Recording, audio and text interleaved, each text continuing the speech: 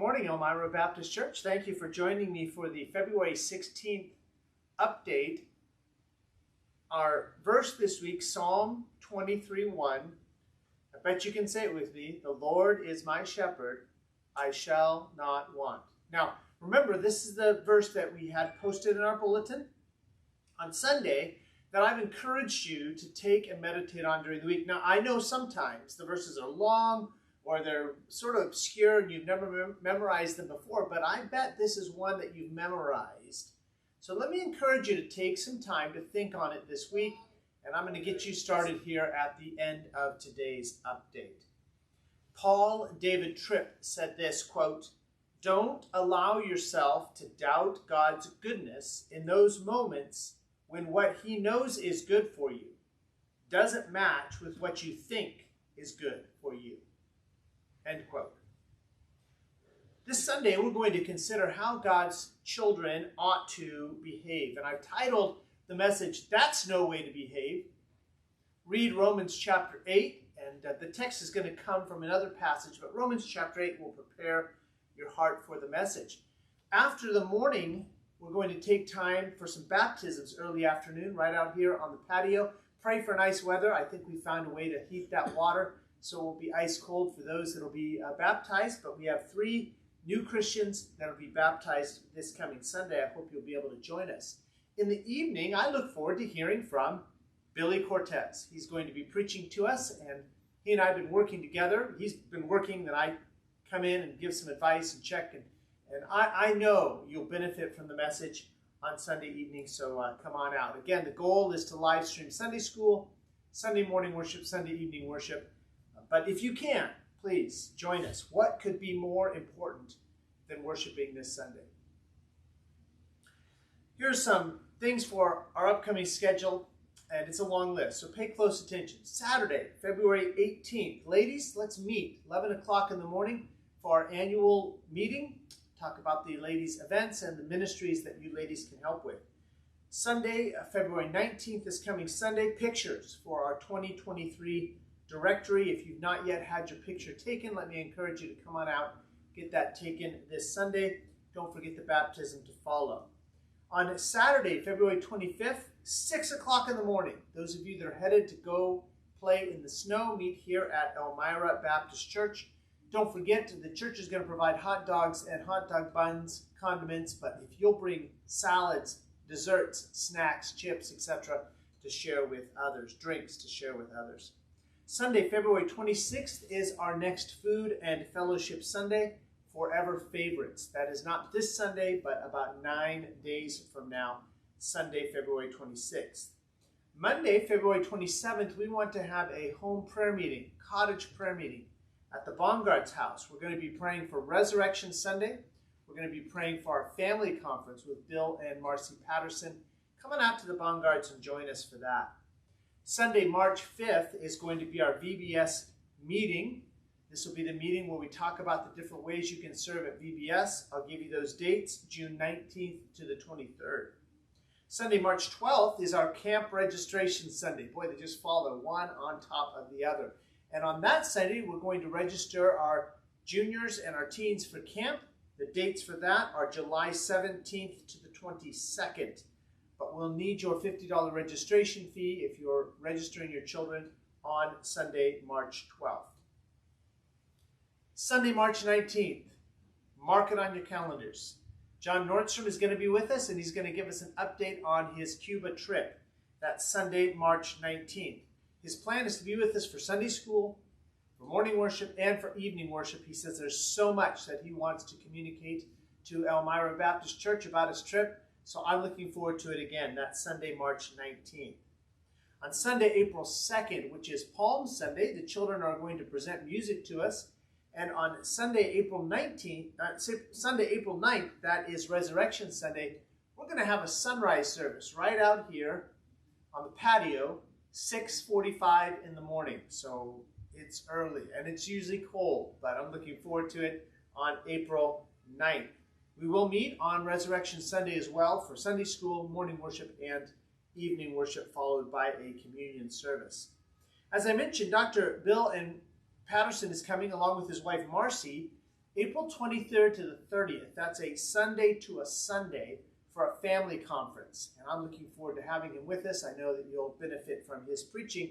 And the goal is to have Marcy speak to the ladies at on one of these evenings while Bill speaks to the men. This past Sunday night, we had an annual meeting, and the church voted at that annual meeting to send $5,000 from our mission fund to Turkey for earthquake relief through the churches that are there in Turkey. And additionally, we want to take a special offering on Sunday, March 5th, to send more earthquake relief money to Turkey. Just 3 days ago, the news was saying the death toll was 35,000. Today, they're saying more than 41,000. And frankly, in terms of deaths, this will be the largest natural disaster since the 2004 tsunami, when 200,000 people were killed by the earthquake and tsunami in the Indian Ocean. So please consider what you can give toward earthquake relief in Turkey in addition to the money that we have already sent. If you would be praying for our sister Eva, her family has gone through a string of tragedies recently. About 2 weeks ago, her aunt passed away. A week ago, her cousin passed away. Her dad's been in the hospital for COVID, although I understand he's doing better, and now a sister of hers is sick as well. So please be praying for Eva and for her family. Again, our devotional today comes from Psalm 23:1. The Lord is my shepherd, I shall not want. I'm going to encourage you to meditate on the I shall not want later. It simply means I will not lack anything that I need. I think of a verse earlier in the Psalms, no good thing will he withhold from them that walk uprightly. I shall not lack. Today I want to focus on the Lord is my shepherd portion of the verse and ask you to consider the question, what does a shepherd do for his sheep? Now, I hate to tell you this, but sheep are dumb. And if you tell an American, we like sheep have gone astray, he might be mildly offended at you.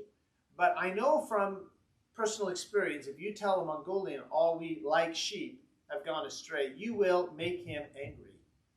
Because Mongolians are very close to sheep. Many of them have spent at least some part of their life in the countryside with sheep, and frankly, sheep are stupid. Sheep are not bred for their intelligence. Over the centuries, over the millennia, herders have raised sheep for their wool. They've raised sheep for their meat, even some for their milk. But nobody I know raises sheep for their intelligence. So that's why Mongolians take an offense when we say God is our shepherd and we are his sheep. But I don't think we need to see it that way at all. The way we need to understand it is that just as a human being is much wiser, much more resourceful than his sheep, God, our Father, is much wiser, much more resourceful than we are. And that's why he's our shepherd, and we are the sheep of his pasture, Psalm 100 says. So that's the reason that that's the reason that sheep require shepherds, because they're just not smart enough to take care of themselves. In fact, domesticated sheep, left to their own devices, would not survive very long in the wild. So this is what a shepherd does for a sheep, how a shepherd interacts with his sheep. First of all, the shepherd knows his sheep. The shepherd knows his sheep. We had, on several occasions in Mongolia, we had occasion to spend time with Mongolian shepherd families. And what amazed me is there would be a flock of 40, 50, 60 sheep, looked basically the same to me. They were all woolly and had 4 legs and a head. And yet, the Mongolian would say, oh, I know that sheep, and that sheep has this characteristic, and be careful about that sheep, and oh, that sheep is so friendly, that sheep will let you walk right up to her and pet her. I had no idea that not only did they have names for their sheep, but that each sheep had personality, and the shepherd was aware of the sheep's personality. You know, God knows us, and he knows our personality. He knows our strengths, he knows our weaknesses, he knows what hurts us deeply, and he knows what brings us joy. And as the shepherd, he's constantly watching over us. The shepherd, secondly, he protects his sheep. in Mongolia, it's wolves. Wolves come in and will kill the sheep. But the shepherd prevents the wolf from getting the sheep. The shepherd also leads his sheep to pasture and leads his sheep to water. Sheep left to their own devices will graze grass right down to the roots and frankly make it hard for the grass to grow back quickly. But a shepherd recognizes, okay, they've eaten as much grass as they should get out of this field. I'm going to move the sheep onto a new field of grass. Even though there might be a little bit of grass left, so the grass will grow back quicker. The shepherd leads his sheep to water where they can drink. And sometimes in Mongolia, there were certain streams and artesian wells, water bubbling up out of the earth, that were frankly not very healthy for the sheep or for human consumption. Had a lot of minerals in it or other issues. And the shepherd knows the best places to get water. Most importantly, the Bible says the good shepherd, that is Jesus, gave his life for the sheep. The good shepherd gave his life for the sheep. Now think about that. A human shepherd giving his life for sheep, mammals. Boy, that'd be newsworthy.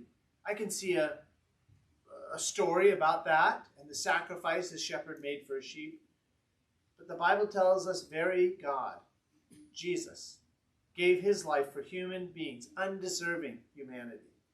Now that is a story worth considering. And the Lord is my shepherd, and I'm his sheep. What a fantastic relationship. I hope you'll meditate on that verse, not just the Lord is my shepherd, but the second half, I shall not want, this week. Remember, the law of the Lord can be our delight, and we can meditate in it day and night. Don't miss the chance to meet this Sunday. We'll meet at 9:45 for Sunday school, 11 o'clock for morning worship. We'll have a couple baptisms in early afternoon, and then we'll meet again at 5 o'clock for evening worship. Come, worship God with us this Sunday.